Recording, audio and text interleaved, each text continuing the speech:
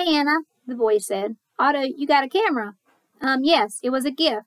He was hesitant to say more than that. "I'm a bit of a photographer myself, you know. Maybe we can compare photos sometime. I mean, when I'm mobile." Otto simply nodded. "Hi there, fellas." This was a third voice, more dour than the Archie's, but just as familiar. Towards the back of the store, in his paint-splattered apron, holding his trusty broom, was Mr. Archie's longtime clerk, Petey. "Hey, Petey," said the boys. "This another of your adventures?" he asked through a barely parted frown. Unlike Anna, Petey always seemed a little sad. "It is. Sorry," said she, shooting a pointed look Otto's way. Mr. Archie said, "How can we help you boys?" "I don't think we can actually help since we're unable to move, but we can still point you in the right direction."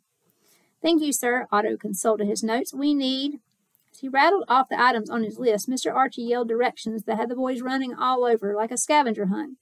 Big fishing nets on aisle 6 by the light switches. They linked the rope from aisle 4, right by the machine that made spare keys. Otto and Sheed bounced about, filling a cart with everything they needed to make 2 big old traps. Sheed, who was pushing the cart, skidded to a stop. "We're making human traps."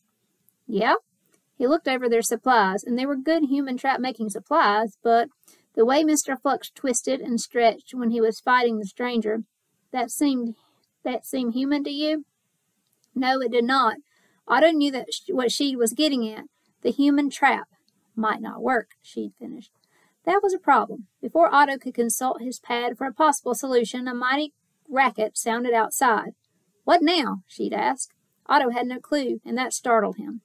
Since time had frozen, one consistent thing he had noted was that there had been no true noise. Now there was shouting, a bunch of it, the sound of a lot of feet, like the marching band in the annual Fry Peanut Festival parade, only fast and coming closer. The boys faced the store window, watched as a bunch of strange-looking people stampeded by. Some waved their hands frantically, shouting in horror. Some looked over their shoulders instead of in front of them and ran smack into the frozen cars.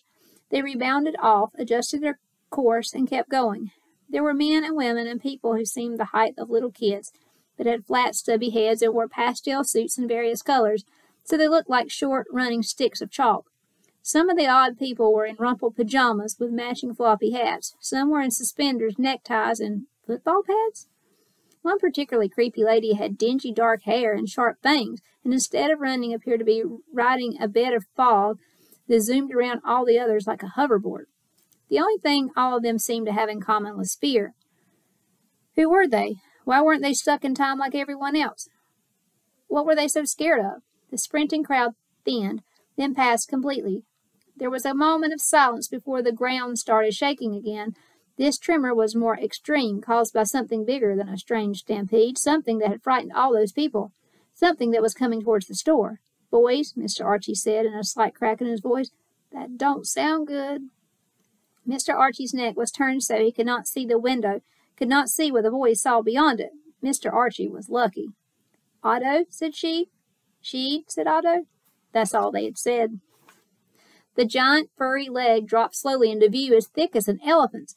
It extended up beyond the frame of Mr. Archie's display window, attached to some ginormous body that they couldn't see or imagine yet. Whatever the creature was, it had stolen their words without much effort at all.